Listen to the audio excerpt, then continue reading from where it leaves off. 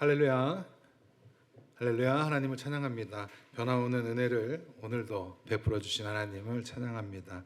우리 지난 시간에는 에베소서 말씀을 통해서 하나님의 나라의 완성을 위한 구속이, 하나님의 계획이 어떻게 오늘날 우리들에게까지 나타나게 되는지를, 또 그렇다면 그 구원을 얻게 되는 우리는 어떠한 삶을 살아야 하는가에 대해서 관하여서 말씀을 나누면서, 하나님께서는 선한 일을 위하여 우리에게 예수 그리스도를 통한 구원을 베푸셨으며 구원의 조건이라고 할 수 있는 믿음을 선물로 주셨고, 우리는 하나님의 선물인 믿음을 통하여서 구원을 받게 되는 것이기 때문에 우리의 구원은 전적으로 하나님의 은혜임을 알 수 있었습니다. 맞습니까? 여러분들 이 말들을 잘 기억하고 정리하고 계세요. 우리는 전적으로 하나님의 은혜로 말미암아 구원을 얻습니다. 거저받았다고 해서 가치가 없는 건가요? 그렇지 않아요. 우리가 거저받는 이유는 뭐예요? 우리가 갚을 수 없기 때문이에요. 뭔가 물건을 사고 파는 것처럼 내가 무엇을 지불하면 무엇을 받을 수 있는 그러한 대상이 아니기 때문에 그래요. 우리가 갚을 수 없기 때문에. 하나님은 그것조차 너무나 잘 알고 계시기 때문에 전적으로 은혜를 베풀어 주시는 겁니다. 그러나 많은 사람들이 이 구원의 조건이라고 할 수 있는 믿음에 관하여 간혹 착각을 해요. 어떤 착각을 해요? 믿음을 내면적이고 정신적으로 그리고 추상적으로만 제한해서 생각을 한다는 거예요. 하지만 성경은 마음의 신뢰함, 이것과 더불어서 행함을 이야기해요. 행함. 그럼에도 불구하고 사람들은 믿음과 행함을 자꾸 분리시키고, 특히 행함을 어떤 구원의 조건으로 생각하는 경우들이 있어요.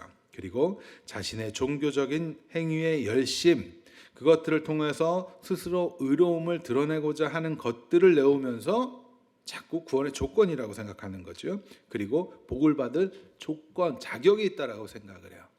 그것이 가인의 모습 아니었어요? 그렇죠? 그러한 모습이 우리들에게 없는가를 우리는 잘 점검하셔야 됩니다.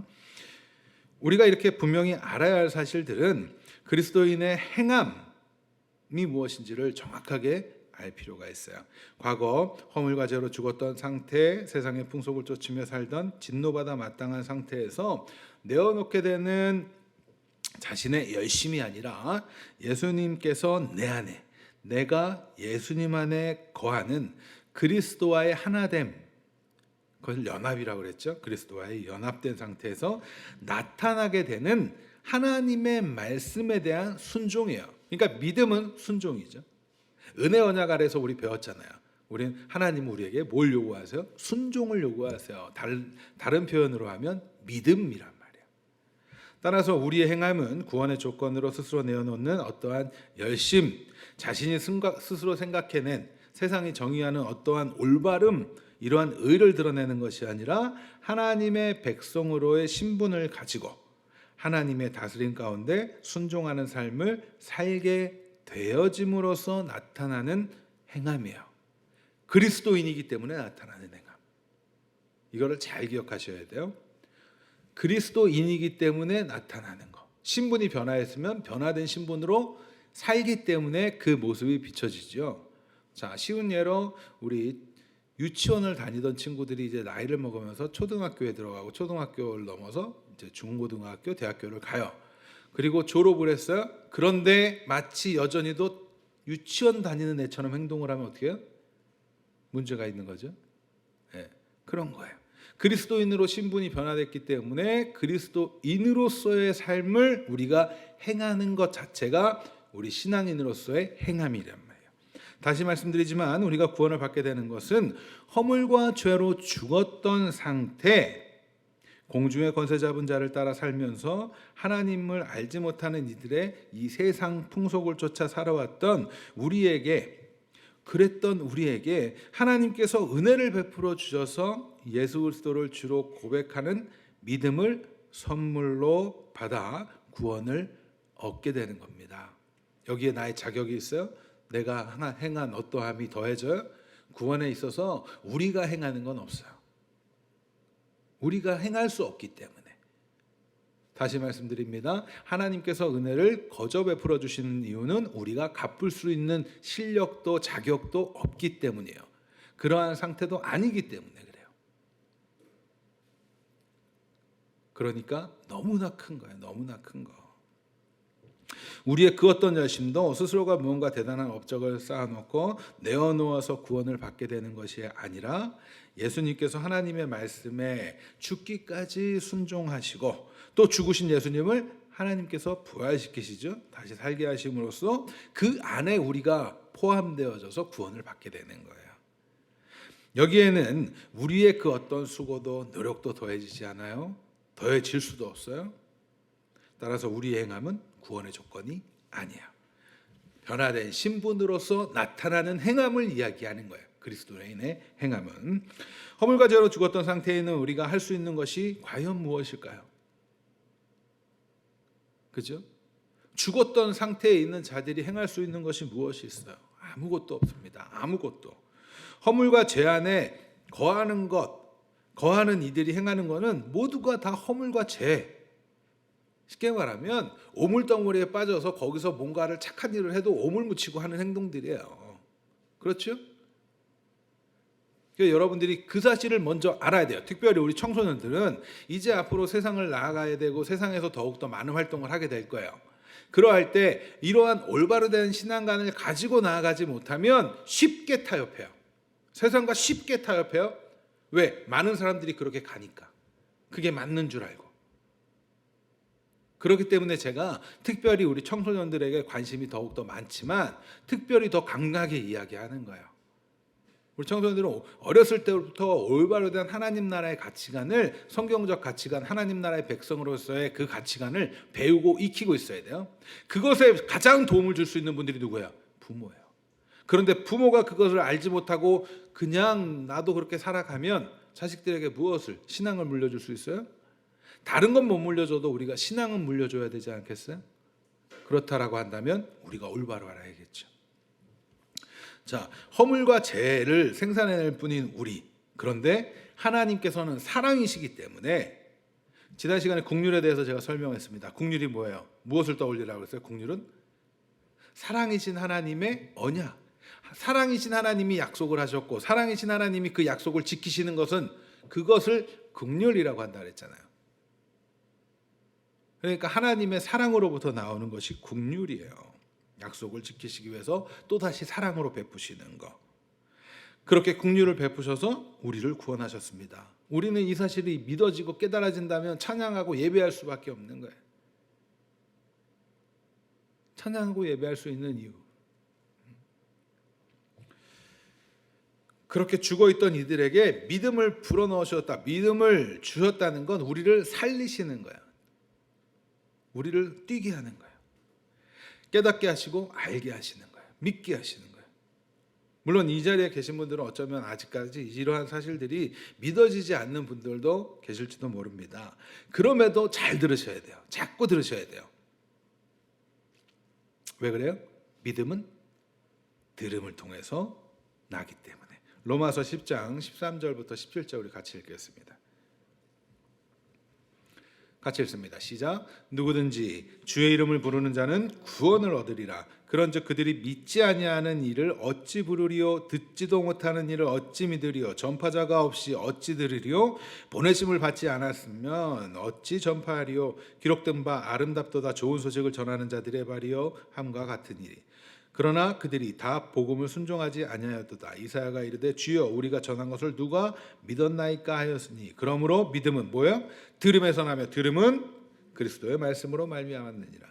믿음은 들음에서 납니다. 들어야 돼요. 우리가 복음을 전하는 이유, 우리가 그리스도인다운 행함을 살아가야 하는 이유가 바로 이거야. 왜? 여러 세대 다음으로 오는 세대에게 우리가 나타내야 하니까. 이런 것을 가정에서 특별히 추석이고 명절이고 이렇게 가족들이 모였을 때 더욱더 보이셔야 하는 이유가, 그리스도인이 그리스도인다운 삶으로 보여야 하는 이유가 바로 이런 거예요. 그리스도인다운 삶으로. 그런데 무엇을 들으라고 그래요? 무엇을? 그리스도의 말씀.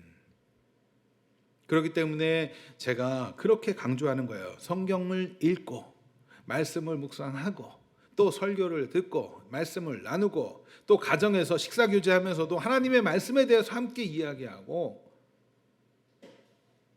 간혹 하나님의 말씀에 대해서 맨날 이렇게 어렵고 지겹고 이런 얘기 왜 들어야 합니까? 이런 생각하는데 왜 그런 생각을 해요?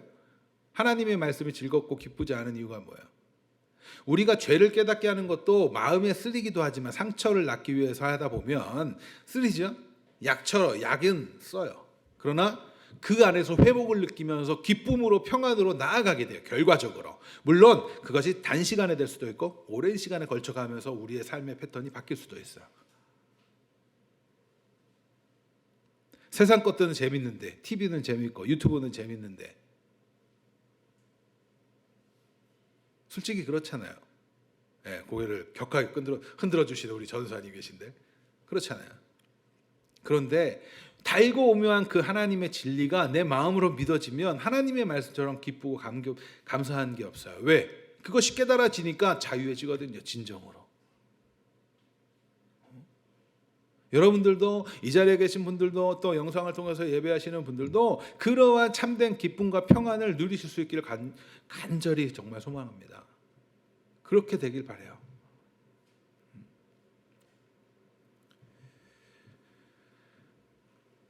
이 자리에 계신 모든 분들이 정말 그리스도의 말씀을 듣고 또 그리스도의 말씀을 배우면서 더 믿음을 선물로 받기를 소망해요. 이렇게 믿음을 선물로 받은 이들은 이제 하나님 나라의 시민권을 소유한 하나님의 백성이에요. 우리 지난 시간에 이런 말씀들이 기억이 나세요? 그게 어떤 구절에서 이런 표현을 썼는지, 그죠? 어떤 표현이었어요? 예수님과 같이 하늘에 앉히시니 우리의 시민권은 어디에 있어요? 비록 우리가 이 땅에 살아가고 있지만 우리의 본질적인 시민권은 하늘에 있어요. 하나님의 자녀라고. 여러분들 예수 그리스도를 영접했다면 하나님의 자녀예요.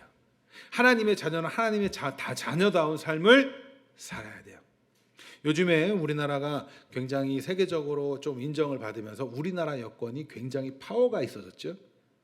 대우를 받아요. 우리나라 여권을 가지고 나가면.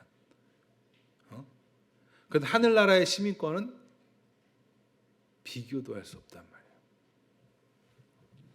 우리는 예수님과 같이 하늘에 앉은 자들입니다. 그러한 자들이 이제 살아가는 삶의 방식이 바로 행함이에요. 그래서 믿음 생활하는 거예요. 믿음 생활을 떠올릴 때 먼저 종교적인 어떠한 행위들을 먼저 떠올리지 마세요. 그리스도인다운 삶을 먼저 떠올리세요. 그 중에 유익하게 하고 우리를 자라가게 하는 것에 이렇게 예배야 드리며 말씀을 나누고 기도를 하는 것도 있고 이렇게 되는 거예요. 그것들이 우리를 더욱더 풍성하게 해주니까. 그리고 배워야 할 거 아니에요. 그죠? 말씀을 배워야 돼요. 공부해야 돼요, 여러분들. 세상의 것들을 얻기 위해서 그렇게 수많은 시간을 투자하고 노력을 하잖아요. 그런데 하나님의 백성으로서 살아가기 위해서는 왜 노력하지 않습니까? 그것이 교회 나오는 것이 귀찮아요? 말씀을 읽는 게 어려워요? 어려우면 공부해야죠. 학교 수업이 어렵다고 해서 이건 제끼고 넘어갑니까? 그러면 돼요? 안 되죠. 날을 새서라도 하죠. 과제 내 평가, 학교에서 내주는 평가 그거 하기 위해서는 몇 날 며칠 날을 새서라도 하는 사람들 있죠. 그런데 하나님의 말씀하는 거에 대해서 진짜 생명에 대해서 이야기하는 그것들에 대해서는 가치 없게 여긴다고요? 그렇다면 지금 문제가 있는 거예요. 먼저 세워질 것이 세워지고 그 다음에 왜 그리스도인들이 이러한 직업도 하면서 이런 역할들을 하면서 왜 열심히 해야 되는가로 나아가야지. 그래야 순번적으로 순차적으로 잘 갈 수 있어요. 순리적으로. 아시겠나요? 먼저 세워야 할 것들을 놓쳐서는 안 됩니다. 예수님을 그리스도로 고백하기 이전에 우리 모두는요, 이 세상의 풍속을 쫓아서 살았던 자들이에요. 그렇죠? 하나님을 알지 못하는데 어떻게 하나님의 뜻 가운데 살았겠어요? 앞서 말했지만 오염된 곳에 빠져서 행하는 모든 것들은 오염물 묻히고 하는 행동이잖아요. 그러나 우리가 믿음을 선물로 받은 자들이 맞다면 이제는 공중의 권세 잡은 자 사단의 속임수와 통치 가운데 살았던 이 세상의 풍속에서 벗어나서 하나님의 백성으로의 삶으로 나아갈 수 있는 자들이에요. 나아가게 되는 자들이란 말이에요. 삶의 변화, 행함이 있는 믿음을 소유한 하나님의 백성으로의 삶으로 이제는 자신의 정욕에 의해서 그렇게 해서 세워놨던 나의 비전, 나의 지향점이 아닌 하나님의 뜻이라는 목표를 향해서 삶의 방향이 개선되고 바뀌는 거야. 이게 믿음의 생활이고 이것이 회개자의 삶이에요. 이것이 순례자의 삶이에요. 나를 자꾸 죽여가는. 순교 제가 말씀드렸죠. 저는 스데반을 굉장히 좋아했다고. 어렸을 때 초등학교 때도 존경하는 인물 쓰면 스데반 집사를 썼어요. 최초의 순교자였고 선교사라고 생각을 해서. 그런데 그렇게 해외에 나가서 선교하고 오지혜가 선교하면서 목숨을 잃을 수도 있어요. 복음을. 그러나 그것들 그렇게 하는 이들도 있지만 우리는 매일매일 순교자의 삶을 살아야 돼요. 그것이 뭐예요? 나를 죽여가는 거예요. 나의 옛사람을 죽여가는 거예요. 왜? 우리는 아직 이 땅에서 훈련하고 있으니까. 따라서 결론적으로 우리가 예수님을 믿는다고 할 때 믿음은 그저 내면적, 정신적, 추상적인 개념이 아니라 행함이 나오게 되며 이때의 행함은 구원의 조건이 아니라 믿음을 선물로 받는 우리들에게 나타나는 열매예요. 예수님을 그리스도로 믿기 전과 믿은 후의 삶은 달라져야 합니다. 변화하고 있어야 돼요. 여러분들 변화하고 있습니까? 이전에는 죄로 느끼지 않는 것들을 죄로 느끼기 시작하는 거, 변화하고 있는 거예요. 이전에는 내가 그냥 내 정욕대로 행하고 내 기분대로 행하고 내 마음대로 행하면 다 괜찮았는데 이제는 하나님의 말씀을 듣고 나면 그거대로 내 옛 모습대로 살아가면 불편해요. 변화하고 있는 거예요. 우리가 완성의 단계를 이 땅에서 이룰 수 없지만 우리가 변화하고 있는 이 방향성이 매우 중요한 거예요. 그렇다면 잘 가고 있는 거예요. 예수님을 그리스도로 믿기 전 믿은 후의 삶이 달라지지 아니하고 여전히 우리가 믿는다고 하면서도 그런 이 세상의 풍속을 쫓고 이 세상의 풍속에서 말하는 힘, 정이라고 하는 것들을 예수님을 통해서 얻어내기 위한 삶을 살아가고 있다면 지금 여러분들은 빨리 돌이키셔야 돼요. 빨리 좀 긴장감 있게 신앙생활을 하실 필요가 있어요. 우린 너무 느긋해요. 요즘 인생 100세 인생 이야기하면서 그러나 우리의 내일을 알아요? 내일이는 난 몰라요. 여러분들 돌아가는 길 어떻게 될지 모르잖아요. 그렇죠? 이 자리에 있으면서도 우리는 불과 1초 뒤의 일도 몰라요. 그렇죠?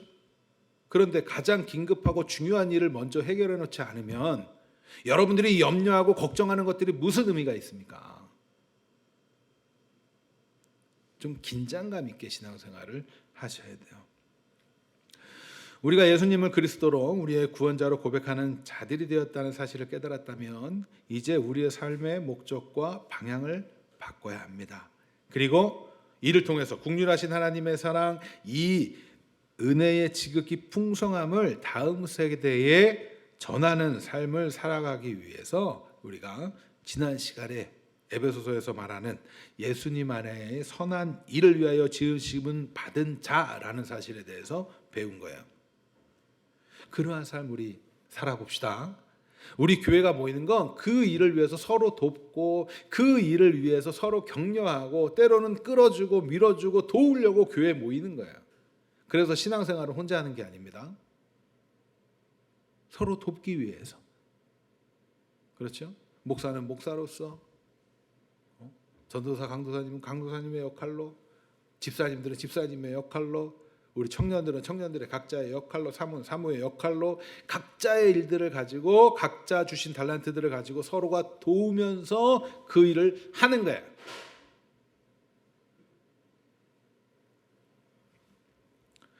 이러한 일들을 달리 표현하면 하나님의 새 창조가 일어나는 것이고, 그래서 교회는 하나님의 새 창조의 산물인 거예요. 이 새 창조가 우리 안에서는 우리에게는 개개인에게는 새로운 피조물. 여러분들 예수님 믿는다면 새로운 피조물이라고요. 새 사람이 된다고요. 자, 그렇다면 믿음을 선물로 받아 예수님을 그리스도로 믿음으로 새 창조, 새로운 피조물이 되어 하나님께서 원하시는 선한 일을 행하는 삶은 과연 어떤 삶입니까? 오늘 말씀에서 보면 이 답은 너무나 명료하죠. 오늘 읽었던 말씀 보세요. 바로 형제를 사랑하는 거예요. 형제를 우리 같이 한번 해볼까요? 형제를 사랑합시다. 형제를 사랑합시다. 말과 혀로만 사랑하는 것이 아니라 어떻게 행해요? 행함과 진실함으로 사랑하는 거예요. 행함과 진실함으로. 그저 아이고 사랑합니다 사랑합니다만 하는 게 아니라 행함이 있어야 되고 진실함이 있어야 돼요. 18절 말씀 같이 읽습니다. 시작. 우리가 말과 혀로만 사랑하지 말고 뭐요? 행함과 진실함으로 하자. 사실 어떤 면에서 말로 사랑을 고백하는 일은 참 쉬워요. 그렇죠? 하지만 말과 혀로만 사랑한다고 하는 것은 행함이 없고 진실함이 없는 것일 수 있어요. 이러한 모습에 관하여 사도 요한은 이러한 예를 들어주는 거예요. 17절 말씀입니다. 17절 같이 읽습니다. 시작. 같이 읽습니다. 시작.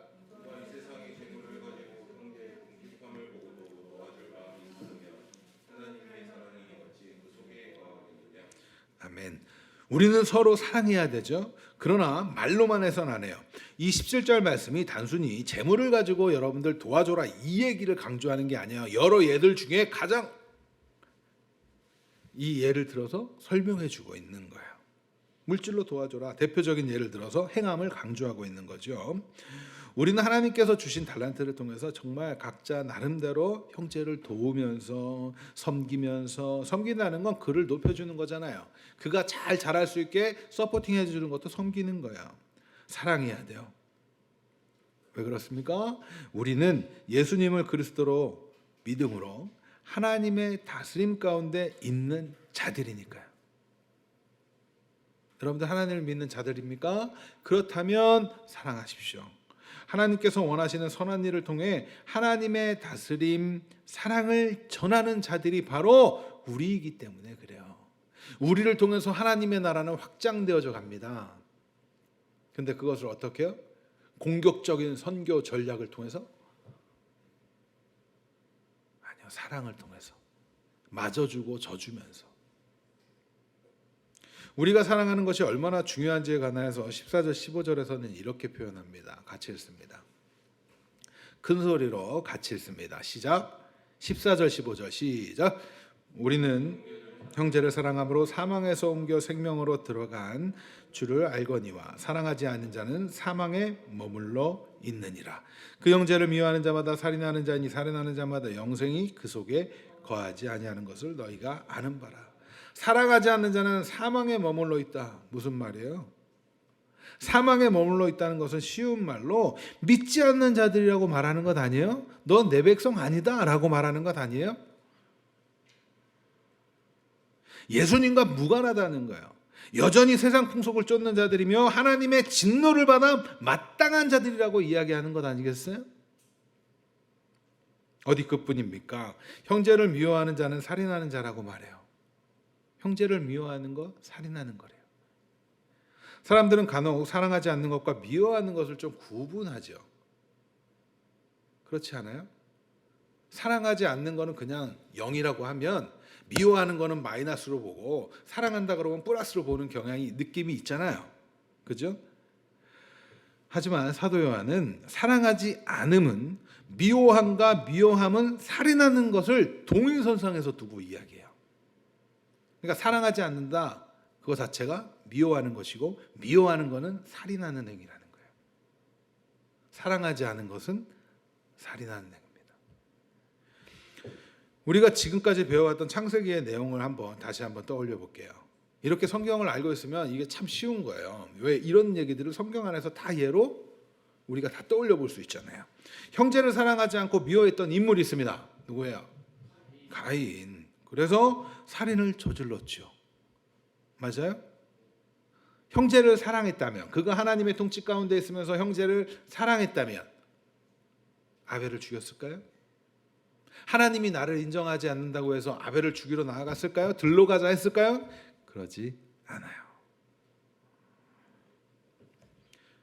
가인은 자신만을 사랑했어요. 자신만을 사랑하면서 아우를 사랑하지 않았어요. 자신의 의를 내세우며 자신의 의로움을 나타내기 위해서 동생을 죽이는 거예요. 내가 옳다. 하나님보다 내가 옳다는 거예요. 자기만 사랑하는 거. 우리의 삶에서 우리의 형제를 사랑하지 않는 것은 이와 같다고 지금 이야기하는 것입니다. 살인 행위를 하고 있다는 것. 여러분들 살인하지 맙시다. 살인하지 맙시다. 아유, 나는 지금 살인 안 했는데요. 이런 이야기 하면 안 돼요. 이제부터는. 그렇죠? 살인하지 맙시다. 그럼 뭘 떠올려야 돼요? 형제를 사랑하지 않는 이러한 모습을 떠올려야겠죠. 형제를 사랑합시다. 우리가 예수님을 그리스도로 고백하는 자들이 맞다면 형제를 사랑해야 합니다. 그런데 형제를 사랑합시다 라고 하니까 단순히 형제로만 혹시라도 생각하시는 분들이 있습니까? 없죠? 나는 오빠를 사랑하지 않아요. 형제자매를 나는 내 동생을 사랑하지 않아요. 나는 형제가 없는데요. 이런 생각을 하시는 분들이 혹시 있습니까? 그렇게 생각은 안 하겠죠. 사도 요한은 이웃을 사랑하는 표현을 지금 가인과 아벨의 이야기를 통해서 하고 있기 때문에 이는 단순히 형과 아우 관계를 이야기하는 것이 아니에요. 이러한 표현을 쓰는 이유는 예수님을 그리스도로 고백하는 모든 우리는 남자고 여자고 모든 주님의 자녀들은 하나님을 동일한 아버지로 모시는 자들이기 때문에 형제라는 거예요. 우리는 다 형제입니다. 맞습니까? 우리는 다 형제예요. 지한이 이런 생각 혹시 들어요? 아빠하고 엄마인데 왜 형제라고? 천국에 가면 다 형제예요. 하나님은 이 세상의 질서 가운데 부모의 역할과 이 역할을 허락하시는 것이고 우리는 모두가 형제입니다. 예수 그리스도 안에 있는 우리 모두는 한 가족이고 한 몸이고 한 지체이기 때문에 그래서 교회는 그냥 나 혼자 종교행위 참석하고 집에 가서 이렇게 행하는 것이 아니라 끊임없이 교회 안에서 이러한 도움을 받고 또 돕기도 하고 치리도 받아야 되는 거예요. 신앙생활 잘못하면 교회 안에서 치리 받는 게 맞는 거예요. 요즘에는 교회가 치리 잘 안 하죠. 교회 성도들 빠질까 봐. 그러나 그렇지 않습니다. 굉장히 무서운 거예요. 우리 공동체가 올바로 가고 있는데 거기서 내가 잘못함에 대해서 아무런 지적도 없다? 그러면 건강하지 못한 교회인 거예요. 우리는 건강해져야 되잖아요. 맞죠?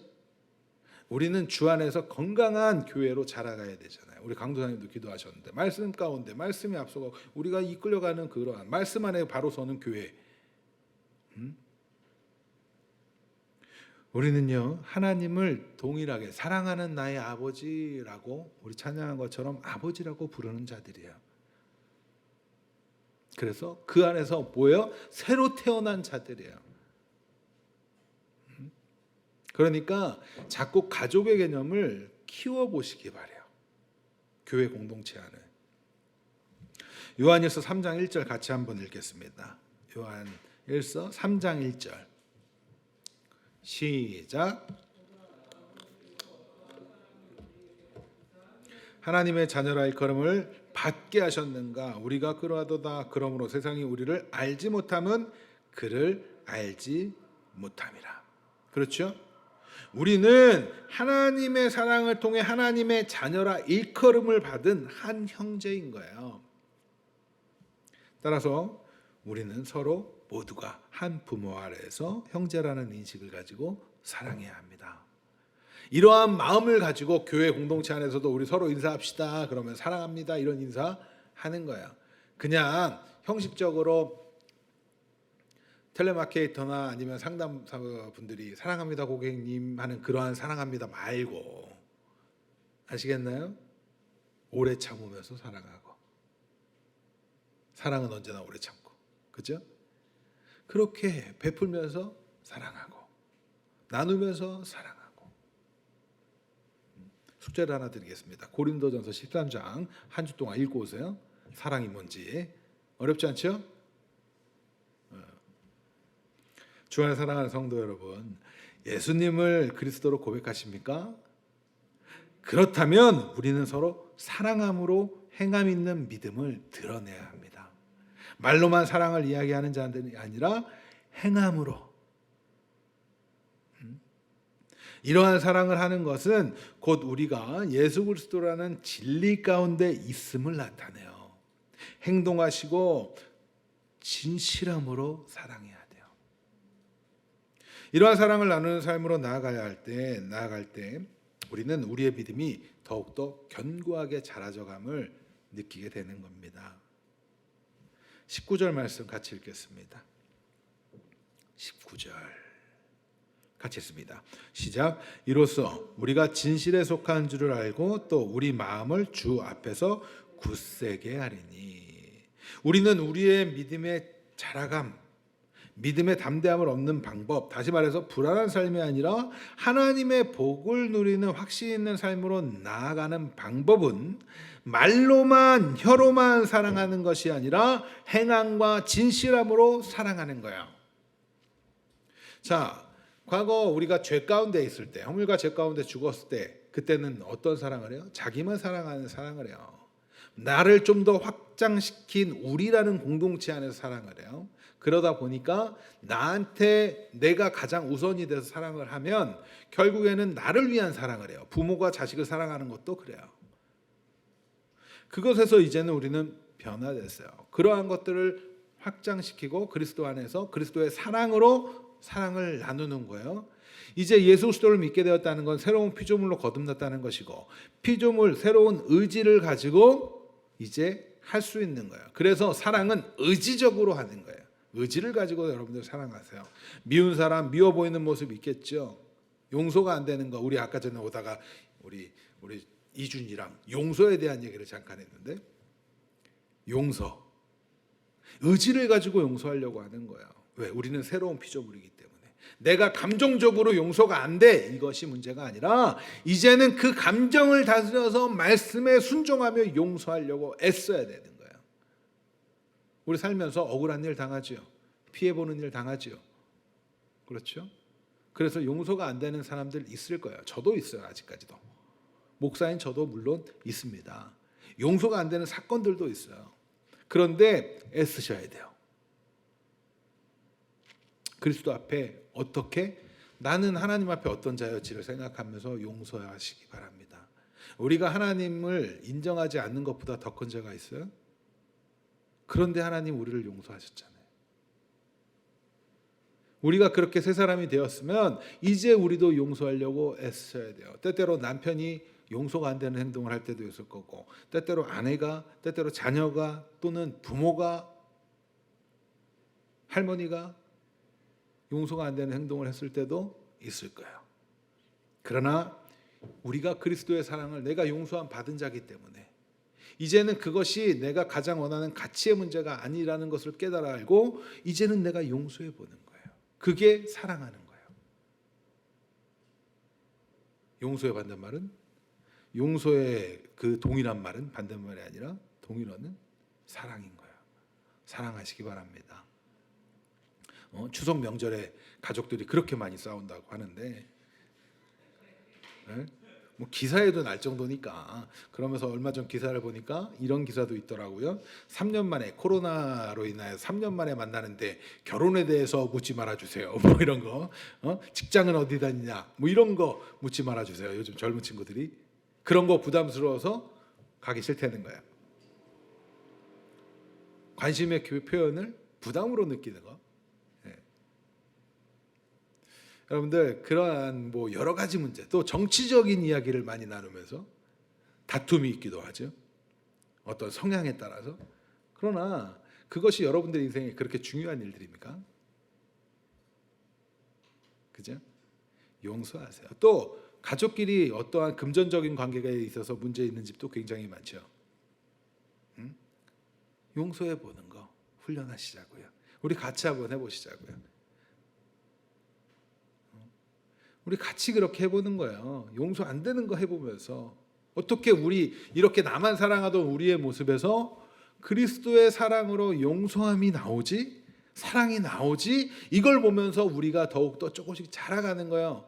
그러한 신앙을 여러분들 부러워하세요. 우리가 예수 이름으로 구했더니 뭐 얻었다더라 이거 부러워하지 말고 어떻게 우리가 그리스도의 모습이 내 안에서 퍼져나오지 자라져 가지 이 모습에 감사. 우리가 살아있는 거 맞구나. 우리가 신앙이 맞구나. 하나님의 자녀 맞구나. 이것에서 확신을 가지시는 거예요. 말로만이 아니라 행함과 진실함으로 행합시다. 행함과 진실함으로. 18절부터 19절 말씀을 세번역 성경으로 제가 읽어드립니다. 18절 19절 말씀 같이 한번 읽을까요? 여기 18절 19절 세번역 성경 같이 읽습니다. 시작. 자녀된 이 여러분, 우리는 말로나 혀로 사랑하지 말고 행동과 진실함으로 사랑합시다. 이렇게 함으로써 우리는 우리가 진리에서 말씀을 알게 될 것입니다. 또 우리는 하나님 앞에서 확신을 가지게 될 것입니다. 어떤 확신? 하나님이 나의 아버지 됨을, 하나님의 사랑을 우리가 받고 있음을. 우리의 인생이 불안해요? 우리 앞으로의 미래가 너무나 불안해요? 왜 불안해요? 우리가 하나님 안에서 하나님의 자녀라는 확신이 있다면 불안할 필요 없어요. 우리 해보는 거예요. 그리스도인답게 사랑해보는 거예요. 지난 시간에 설교 중에 제가 이런 질문을 드렸던 것을 기억하실지 모르겠습니다. 간혹 우리는 내가 하나님을 믿는 것인가 아닌가 조차 헷갈릴 때가 있다고. 그죠? 그 답을 지금 읽은 이 구절에서 알 수 있지 않아요? 어떻게 우리가 확신을 갖냐고요? 내가 사랑함으로. 예수님을 그리스도로 믿음으로 하나님의 다스림 가운데 있는 자들은 말로만 혀로만 사랑하는 자들이 아니라 행동으로 진실하게 사랑하는 자들입니다. 행동하십시오. 게으르게 있지 말고 행동하십시오. 사랑하려고 애쓰세요. 교회 안에서 특별히 우리 가장 가까운 또 항상 이 살을 맞대고 있는 가족들에게 헌신하면서 사랑해 보는 거예요. 가족들 중에 마음에 안 드는 일, 사건, 사고 굉장히 많아서 미워 죽겠네 하는 애들 있죠. 그런 상황들. 너무나 감사하게 생각하시기 바래요. 왜? 사랑할 기회를 주시는 거잖아요. 생각을 바꾸면 마음이 편해져요. 그런데 우리에게 하나님은 하나님의 자녀에게만 관심이 있어요. 그래서 그가 하나님의 자녀답게 자라가길 원하세요. 그러면 온실 안에 가둬두고 얘 이렇게 막 사랑하고 자기가 좋아하는 애들끼리만 이렇게 모아두게 하실까요? 그렇지 않아요. 사랑을 알아야 되기 때문에 하나님의 사랑을 배우고 나누고 다음 세대들에게 전해야 하는 그 귀중한 임무와 역할, 그 신분을 맡기셨기 때문에 그러한 상황들에 허락하시는 거예요. 가족들 모였을 때 사랑해 보시기 바랍니다. 용서가 안 돼도 또 나를 핍박할지라도 그러할 때 우리의 믿음이 더욱더 견고해지는 거예요. 그거를 보면서 감격할 수 있길 바라요. 그것을 보면서 우리가 찬양할 수 있길 바라요. 믿음이 견고해지면 우리는 어떠한 삶을 살아가게 돼요? 결과적으로 불안한 미래를 걱정하는 삶이 아니라 믿음의 복을 누리는 삶을 살아가게 되는 거예요. 평안을 누리죠. 왜? 하나님이 나와 함께 하시는데. 우리는 본질적으로 내가 사랑할 수 없었잖아요. 그런데 우리 안에서 사랑이 나와. 자기만 사랑했던 그 사랑이 아니라 하나님의 그 사랑이 나와. 어떻게 우리들한테 이렇게 나오지? 아까 앞서 말씀드린 것처럼 오물 안에 있을 때는 오물만 내어보냈는데 내가 하나님 안에 거하니까 사랑이 나오는 거예요. 그래서 그리스도인의 모습은 세상 풍속을 쫓는 것이 아니라 하나님의 다스림 가운데 거하는 삶으로 나아가게 되는 겁니다. 그 변화가 일어나길 바라요. 용서가 안 될 때 용서하실 수 있도록 기도하시길 바라요. 그러기 위해서 우리 성령 충만함을 구하는 거예요. 그러기 위해서 우리가 말씀을 더욱 가까이 하고 깨닫고 말씀을 더욱더 우리 가운데서 나타나게 하는. 화가 나면 여러분들 잠깐 떨어져서 하나님을 사랑하는 그 마음을 기억하시고 하나님께서 말씀하신 사랑 안에 내가 있음을 기억하시고 그 사랑을 다시금 실천해 보시기 바랍니다. 우리가 사랑하는 것은 우리로 하여금 진리에서 났음을 알게 되고 하나님 앞에서 담대함을 갖도록 해주는 유익함이 있어요. 우리는 하나님의 백성으로 살아가면서 우리의 삶 가운데서 때때로 양심에 찔리는 일들을 경험하죠. 양심에 찔리는 일들.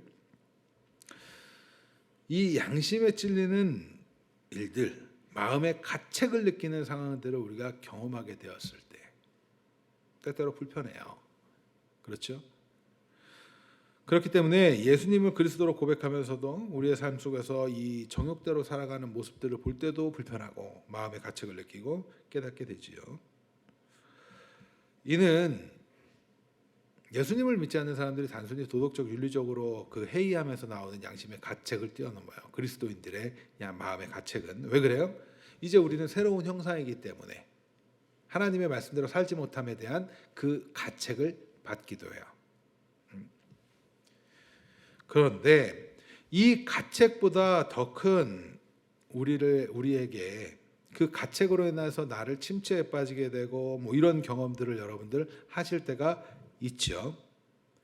그렇지 않나요? 그럴 때 있죠. 나는 왜 이렇게 못하나? 이런 하나님의 백성이라고 말하면서 말씀에 순종하지 못하는 삶을 살아가면서 느끼는 그 가책들. 좀 가까운 예를 들어보면 우리가 예수님을 믿는다고 하면서도 세상 풍속에 빠져서 살아갈 때 세상 놀이를 즐거워하며 때때로 너무나 그것이 좋아하는 모습, 그래서 내 마음이 글로 향하고 내 눈이 글로 향하고 내 발걸음이 글로 향하는 그러한 모습에서도 양심의 가책을 느끼죠. 세상 사람들은 그런 일에는 신경도 안 쓰지만 우리는 그것을 느끼기도 해요. 그거 왜 그래요? 우리가 이제 변화된 신분 가운데 있기 때문에 그래요. 또 자신의 정욕대로 살아가는 모습을 발견하게 돼도 마음의 가책을 느끼기도 해요. 사랑하지 못하는 상황에서도 마음의 가책을 느끼기도 해요. 하지만 이 마음의 가책, 양심에 의한 책망보다 더 큰 일이 있어요. 진짜 문제는 우리 자신보다 우리를 더 많이 아시는 하나님의 책망이나 하나님께서 인정하시는 것입니다. 20절 말씀 같이 읽을게요. 같이 읽습니다. 시작. 이는 우리 마음이 혹 우리를 책망할 일이 있어도 우리는 간혹 자주 많이 넘어져요. 그래서 우리는 우리의 마음의 책망으로 낙심에 빠질 때도 있어요. 하지만 하나님께서는요, 우리의 마음 속의 동기, 쓸모없어 보이는 우리의 사랑의 행위들 마저 아시는 분이에요. 하나님께서는 심판자이십니다. 우리의 양심의 가책을 뛰어넘는 하나님의 심판. 그런데 놀랍게도 우리가 중요한 점은 하나님은 우리의 연약함마저도 아세요. 넘어져도, 그래서 제가 간혹 그런 얘기하지요. 넘어져도 괜찮습니다. 다시금 방향을 잡고 나아가세요. 이런 얘기하는 이유가 바로 그거예요. 우리의 마음보다 크시고 모든 것을 아시기 때문에 하나님의 자녀라는 그 자체는 변하지 않아요. 하나님은 그것을 알고 계세요. 하나님께서는 우리의 약함, 우리의 본성도 아시고 우리의 모든 것을 아세요. 그러니까 여러분들 넘어진 것에 대해서 계속 나의 양심에 찔려하는 것보다 다시금 이 발에 힘을 내서 걸어보는 거예요. 그러니까 신앙인은 넘어져도 괜찮아요. 자꾸 넘어져야 걷잖아요. 그렇죠? 여러분들 이제 겨울이 다가오면 스케이트장을 가고 싶은데 스케이트 배울 때 넘어지는 것부터 배우는 거예요. 넘어지다가 조금 일어나서 타보다가 하나님이 우리를 이렇게 심판자로 계시기 때문에 그 얘기는 우리가 이제 너는 죄인이야 아니야를 심판하는 게 아니야. 그리스도 안에 있는 자들은 그렇죠? 하나님의 자녀이기 때문에 하나님은 우리에게는 은혜를 베풀어 주신 하나님이고 사랑해 주신 하나님이에요. 그 확신을 가지시기 바랍니다. 거기서 안정감을 느끼는 거예요. 믿음의 확신. 따라서 우리는 때때로 우리가 넘어질지라도 하나님께서 아신다는 그 확신을 가지고 믿음으로 다시금 사랑해 보는 것이 중요해요. 자, 추석 명절 기간 동안 화가 나거나 미워했던 일들이 있었습니까? 네, 가슴에 손을 얹고 있는 우리 이준이가 보이네요. 있었습니까? 사랑해 보세요. 사랑해 보세요. 확신을 가지고 다시금 방향을 맞추는 게 중요해요. 사랑하는데 실패하셨습니까? 사랑해 봅시다. 행함이 있는 믿음을 소유한 자들은 넘어져서 오는 그 두려움, 염려 가운데 사랑해 보는 자들이 아니라 그럼에도 불구하고 사랑을 베풀어 주시고 우리를 아시는 하나님 앞에서 다시금 믿음의 확신을 가지고 하나님을 사랑하는 마음으로 형제를 사랑하는 거예요. 사랑하려고 애쓰는 것 자체가 하나님의 자녀라는 또 다른 증거예요. 사랑하시기 바랍니다. 사랑하시기 바랍니다. 사랑하세요. 그리고 사랑합시다. 우리 정말 우리 교회 공동체 안에서 그 사랑을 실천해 봅시다. 이런 사랑을 배우고 세상으로 나아가는 거예요. 교회 안에, 가정에서 사랑해보고, 학교에서, 직장에서 내가 만나는 이들에게, 나랑 관계된 이들에게 사랑해보는 거예요. 주 안에서 사랑하는 형제, 자매 여러분, 사랑합니다. 우리 말로만 사랑하지 말고 하나님께서 우리 모두에게 베풀어 주신 그 은사와 역할을 통해서 사랑합시다. 가정에서 아버지는 아버지로서, 어머니는 어머니로서, 자녀는 자녀로서 사랑하고, 교회에서는 양육하는 자들은 우리 양육하는 자들로서, 또 양육받는 자들은 양육받으면서 그 역할을 다해 사랑합시다. 각자의 자리에서 그 역할을 잘하고 있는 것 자체도 사랑을 가지고 하는 거예요. 우리는 언제나 사랑할 때를 지나고 있다는 것을 여러분들 반드시 기억하시기 바랍니다. 사랑은 나중에 해야지가 아니라 지금 하는 거예요. 더 사랑하면서 하나님의 자녀됨을 믿음으로 확신을 삼을 때 우리는 우리의 삶이 복된 삶이라는 것을 더욱 풍성히 느끼게 될 것입니다. 특별히 추석 기간에 이렇게 가족들이 모였을 때 사랑하지 못한 부분이 있다면 오늘 이 말씀을 통해서 돌이키시고 다시금 사랑하기를 소망합니다. 뿐만 아니라 이제 각자에게 주어진 일들 가지고 세상에서 그 사랑 해보시는 귀한 주님의 자녀들 되길 소망합니다.